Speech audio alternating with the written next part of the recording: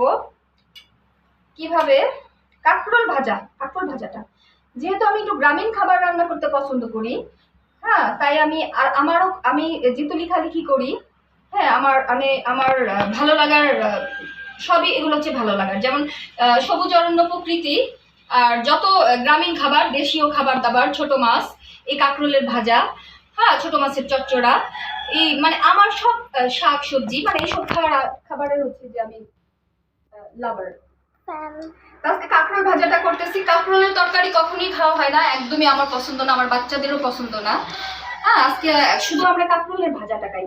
কাঁকরোলটা ভাজা করতে হবে একটু বিচি ভিতরে শক্ত হয়ে গেছে, হ্যাঁ, বিচিটা ভিতরে শক্ত হয়ে গেছে, একটু একটু বুড়া, একটু মানে এটাকে কি বলে, মানে অত কড়া না, যেটার বিচি আছে ভিতরে, সেই কাঁকরোলের ভাজিটা খুব মজা।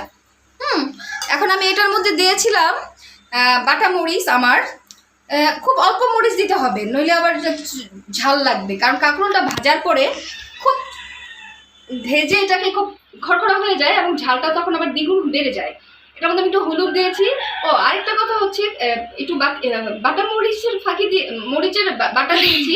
আর হচ্ছে আরেকটা কথা হচ্ছে, সবচেয়ে ইম্পর্টেন্ট ব্যাপার হচ্ছে, কাঁকরোল ভাজাতে জিরার ফাঁকি দিতে কখনোই ভুলবেন না। কাঁকরোলের টেস্টটাই বাড়ায় হচ্ছে জিরার ফাঁকি।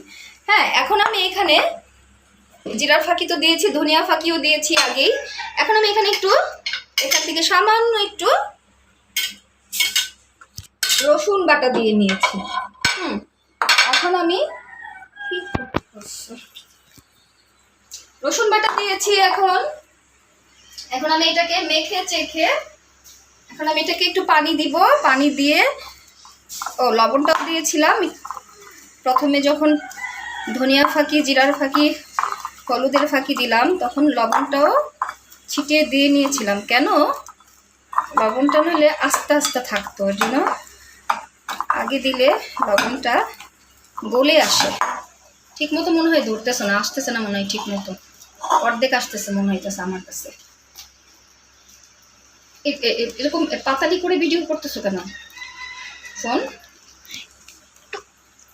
হ্যাঁ, আচ্ছা, দেখো এখন কাঁকরোলটা হচ্ছে সুন্দর করে একদম পেস্ট করে মেখে নিয়ে, মশলাগুলো সব লেগে গেছে, হ্যাঁ, কিছুই বাকি নাই।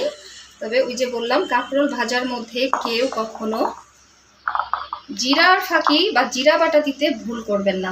আর কাঁকরোল ভাজা গরম ভাত দিয়ে খেতে কখনো ভুল করবেন না। কাঁকরোল ভাজা কখনোই ঠান্ডা ভাত দিয়ে খাওয়ার দুঃসাহস করবেন না। এটা হচ্ছে গরম ভাত দিয়ে খাওয়ার একটা মজার ভাজা।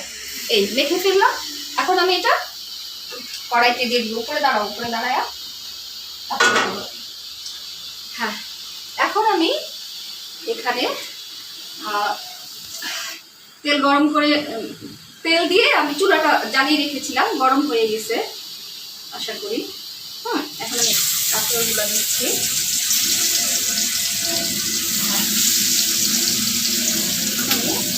কাঁকরোলের স্বাদ হচ্ছে একটু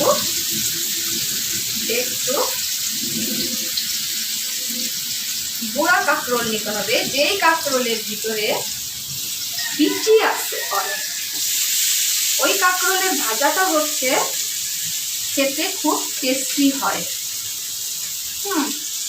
মশলাগুলো এভাবে দিয়ে দিই। এবং কাঁকরোল ভাজাটা গরম ভাতের সাথে খেতে হবে, নট ঠান্ডা ভাত। শুধুই গরম ভাত দিয়ে কাঁকরোল ভাজার টেস্টটা ভালো বোঝা যাবে। এখন আমি এটাকে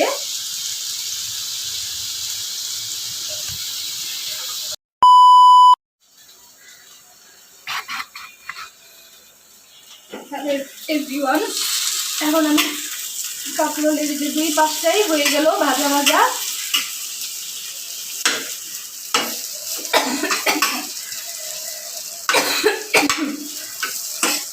হ্যাঁ, লাল হয়ে গেল। এখন আমি কাঁকরোলের ভাজাগুলো নামিয়ে নিচ্ছি। এই কাঁকরোলের ভাজার সাথেও আপনারা এক পিস লেবু নিয়ে নেবেন। কাঁকরোলের ভাজার মজাটাই হচ্ছে গরম ভাত, 2 পিস লেবু থাকবে, একটু কাঁচামরিচ কুচি নিয়ে নিতে পারেন, সাথে কাঁচামরিচের কুচি,